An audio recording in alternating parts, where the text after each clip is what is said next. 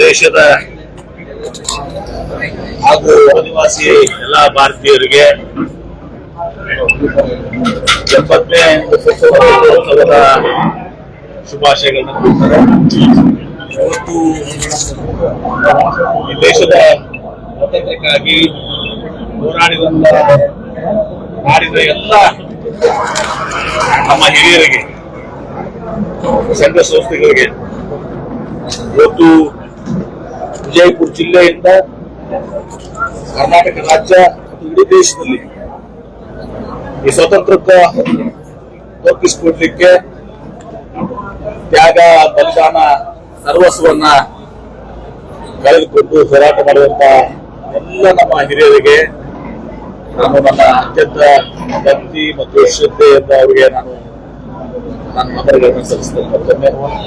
ವಿಜಯಪುರ ಜಿಲ್ಲೆಗೂ ಕೂಡ ಸ್ವಾತಂತ್ರ್ಯ ಹೋರಾಟದಲ್ಲಿ ತನ್ನದೇ ಆದಂತಹ ಪಾತ್ರವನ್ನು ವಹಿಸಿದೆ. ಅನೇಕ ಮನೆಯರು ಸಹ ಎಲ್ಲರೂ ಕೂಡ ತಮ್ಮ ತ್ಯಾಗ ಬಲಿದಾನಗಳಿಂದ ಸ್ವಾತಂತ್ರ್ಯ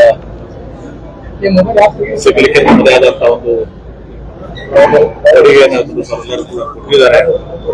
ಅವರೆಲ್ಲರ ಹೆಸರನ್ನ ಈಗಾಗಲೇ ನನ್ನ ಇದರಲ್ಲಿ ನಾನು ಕೂಡ ಸ್ಮರಣೆ ಮಾಡಿದ್ದೀನಿ. ರಾಜ್ಯದ ಮತ್ತು ದೇಶದ ಎಲ್ಲರೂ ಲಕ್ಷಾಂತರ ಜನ ಇವತ್ತು ಹೋರಾಟದಲ್ಲಿ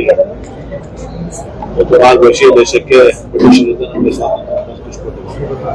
ಒಂದು ಸ್ವಾತಂತ್ರ್ಯೋತ್ಸವದ 70ನೇ ಸ್ವಾತಂತ್ರ್ಯೋತ್ಸವದ ಹಬ್ಬ ಇವತ್ತು ವಿಜಯಪುರದಲ್ಲಿ ಎಲ್ಲ ಹಳ್ಳಿಗಳಲ್ಲಿ, ರಾಜ್ಯದಲ್ಲಿ, ದೇಶದಲ್ಲಿ ಮತ್ತು ವಿದೇಶದಲ್ಲಿ ಕೂಡ ಸಹ ಅತ್ಯಂತ ಒಂದು ಭಕ್ತಿಯಿಂದ, ಶ್ರದ್ಧೆಯಿಂದ, ಹೆಮ್ಮೆಯಿಂದ ನಾವೆಲ್ಲರೂ ಕೂಡ ಸರ್, ಕೃಷ್ಣಾ ನದಿ ಬೇಡಿಕೆ ಇತ್ತು ಸರ್ ಜಿಲ್ಲೆಯಲ್ಲಿ ಆರತಿ ಮಾಡ್ತಾ ಇದ್ರಿ. ಈಗ ಮೊದಲು ಬರಗಾಲದ ಏನು ನಮ್ಮ ಮುಂದಿರುವಂತದ್ದು ನಮ್ಮ ಹುಡುಗರಿಗೆ ಮೊನ್ನೆ ಬರಗಾಲದ ಸಂಕಷ್ಟ ಆದಾಗ ವಿಶೇಷವಾಗಿ ಮಳೆ ಆಧಾರಿತ ಕೃಷಿ ಏನಿದೆ, ಒಂದೇ ಸಲ ಬಿತ್ತನೆ ಆಗಲಿಲ್ಲ, ಬರೀ 17% ಅಷ್ಟು ಬಿತ್ತನೆ ಆಗಿತ್ತು. ಈಗ ಎರಡನೇ ಬಾರಿ ಸುಮಾರು 27% ಬಿತ್ತನೆ ಆಗಿದೆ. ಒಬ್ಬೊಬ್ರು 2-3 ಬಾರಿ ಬಿತ್ತನೆ ಮಾಡಿದ್ರೆ ಕೂಡ ನಾವೆಲ್ಲರೂ ವೀಕ್ಷಿಸಿದ್ದೀವಿ. ನಾವೇ ನಾನು ಮತ್ತೆ ಕ್ಷೇತ್ರದಲ್ಲಿ ಹೋಗ್ತಾ ಇದ್ದೀನಿ, ಅಲ್ಲಿನೂ ಕೂಡ ವೀಕ್ಷಣೆ ಮಾಡ್ತೀನಿ. ಮುಂದಿನ ವಾರ ಮತ್ತೆ ನಾನು ಬಾಗೇವಾಡಿ ಮತ್ತು ಮುದ್ದೇವಾಡ ಎಲ್ಲರೂ ಮಾಡಿದ್ರೆ ಸಂಪೂರ್ಣವಾಗಿ ಒಂದು ಹೊಸ ವೀಕ್ಷಣೆ ಆಗ್ತದೆ. ಸರ್ವೇ ಸಾಮಾನ್ಯ ಎಲ್ಲ ಕೂಡ ಒಂದೇ ಇದೆ. ವಿಶೇಷವಾಗಿ ಮಳೆ ಆಧಾರಿತ ಕೃಷಿಯಿಂದ ಏನು ಹತ್ತಿ, ತೊಗರಿ, ಆಮೇಲೆ ಸೂರ್ಯಪಾನ, ಉಳ್ಳಾಗಡ್ಡಿ ಮತ್ತು ಮಳೆ ಆಧಾರಿತ ಕಬ್ಬುಗಳ ಸದಕ್ಕೆ ಸಹ ಬಹಳಷ್ಟು ನಷ್ಟವನ್ನು ಮಾಡಿದ್ದಾರೆ. ಅವರೆಲ್ಲರಿಗೂ ಕೂಡ ನಾನು ಈಗಾಗಲೇ ನಮ್ಮ ಜಿಲ್ಲಾಧಿಕಾರಿಗಳು ಮತ್ತು ನಿರಂತರವಾಗಿ ಸಭೆಗಳು ಮಾಡ್ಕೊಂಡು ಬಂದಿದ್ದೀವಿ. ಅವ್ರಿಗೆ ಸೂಕ್ತವಾದಂತಹ ಪರಿಹಾರದ ವೈಜ್ಞಾನಿಕವಾಗಿ ಒಂದು ತಯಾರಾಗಿ ನಾವು ಕೆಲಸ ಮಾಡಬೇಕು. ಮತ್ತು ಇನ್ಶೂರೆನ್ಸ್ ಕೂಡ ನಾವು 1,90,000 ನಾವು ಈಗ ಸುಮಾರು 2.5 ಲಕ್ಷ ಅಷ್ಟು ಇನ್ಶೂರೆನ್ಸ್ ತಲುಪಿದ್ದೀವಿ. ಅದಕ್ಕೆ ನಾನು ಇಲಾಖೆಯವರಿಗೂ ಕೂಡ ನಾನು ಅಭಿನಂದನೆ ಸಲ್ಲಿಸಿದ್ದೀನಿ. ಇನ್ನೂ ಹೆಚ್ಚಿಗೆ ಆಗಬೇಕು. ಇವತ್ತು ಒಟ್ಟಾರೆ ಮಳೆ ಆಧಾರಿತ ಕೃಷಿ ಏನಿದೆಯಲ್ಲ, ರೈತರಿಗೆ ಯಾವಾಗಲೂ ಕೂಡ ಬಹಳ ಸಂಕಷ್ಟದಲ್ಲೇ ಇರ್ತಾರೆ. ಅವರು ನೀರಾವರಿ ಭಾಗ ಒಂದು, ಆದರೆ ಮಳೆ ಆಧಾರಿತ ಕೃಷಿ ಬಹಳ ಕಷ್ಟವಾದ ಕೆಲಸ. ಹೀಗಾಗಿ ಅವ್ರಿಗೆ ನೆರವು ಬರುವಂತದ್ದು ನಮ್ಮ ಕರ್ತವ್ಯ. ನಮ್ಮ ಸರ್ಕಾರ ಇವತ್ತು ಕೇಂದ್ರ ಸರ್ಕಾರದ ಮನವೊಲಿಸ್ತೀವಿ. ಮನವೊಲಿಸುವುದು ಸಹ ಎಷ್ಟು ಸಾಧ್ಯ ಆದಷ್ಟು ಹೆಚ್ಚಿಗೆ ಅವರಿಗೆ ಪರಿಹಾರವನ್ನು ಮತ್ತು ಇನ್ಶೂರೆನ್ಸ್ ಬಂದೇ ಬರ್ತದೆ. ಆ ಕೆಲಸವನ್ನು ಮಾಡಬೇಕಾಗಿದೆ. ಅದು ಆರ್ಥಿಕ ನಂತರ ಸಮೃದ್ಧಿ ಆಗಲೇ ಆಮೇಲೆ ಆಗ್ತದೆ. ಈಗ ಇಂಪಾರ್ಟೆಂಟ್ ಇರೋದು ಇರುವುದೇ ತಪ್ಪು ಗೊತ್ತಿದೆ ಸರ್. ಜಮೀರ್ ಅಹಮದ್ ಅವರು ನನಗೆ ಗೊತ್ತಿಲ್ಲ ವಿಚಾರ, ನನಗೆ ಸಂಪೂರ್ಣ ವಿಚಾರ ಗೊತ್ತಿಲ್ಲ. ಅವ್ರು ಯಾಕೆ ಏನು ಅನ್ನೋದನ್ನ ಸುಮ್ಮನೆ ನಾವು ಎಲ್ಲೂ ಸಲ್ಲದ ಆರೋಪ ಮಾಡೋದು ಸರಿಯಲ್ಲ. ಅವ್ರು ಯಾಕೆ ಮುಖ್ಯಮಂತ್ರಿಗಳಿಗೆ ಏನು ಅನಿವಾರ್ಯ ಕಾರಣ ಆಯ್ತು ಅವ್ರಿಗೆ ಅನ್ನೋದನ್ನ ಬಹುಶಃ ಮುಖ್ಯಮಂತ್ರಿಗಳು ಕೇಳ್ತಾರೆ. ಹೀಗಾಗಿ ಅದನ್ನ ಸುಮ್ಮನೆ ರಾಜಕೀಯವಾಗಿ ಬಳಸುವಂತದ್ದು ಸರಿಯಲ್ಲ. ಜಮೀರ್ ಅಹಮದ್ ಅವ್ರ ಹಿಂದೆ ಇವತ್ತು ರಾಷ್ಟ್ರಾಭಿಮಾನಿ ಯಾರು ಪ್ರಶ್ನೆ ಮಾಡ್ಲಿಕ್ಕೆ ಸಾಧ್ಯ ಇಲ್ಲ.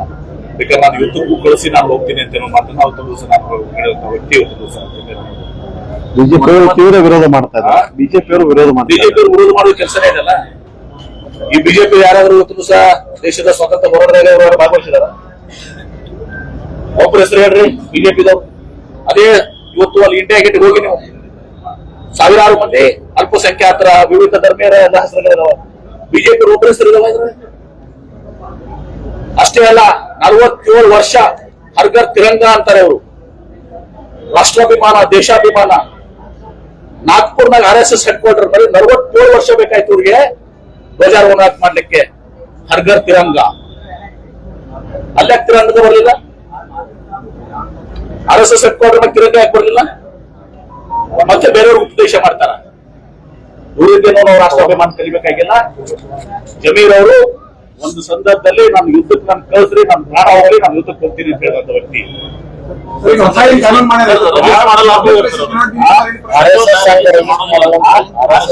ಮಾಡೋದಿಲ್ಲ ಅಂತ ಅವ್ರು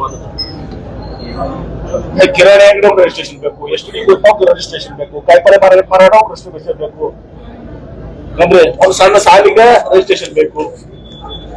ರಿಜಿಸ್ಟ್ರೇಷನ್ ಆಗ್ಲಿಕ್ಕೆ ನೀವೇ ಮಧ್ಯಾಹ್ನ ಹೊಡಿತೀವಿ. ನಾವು ರಿಜಿಸ್ಟ್ರೇಷನ್ ಇಲ್ಲ ಶಾಲೆ ಅಂತ ಹೊಡಿತೀವಿ.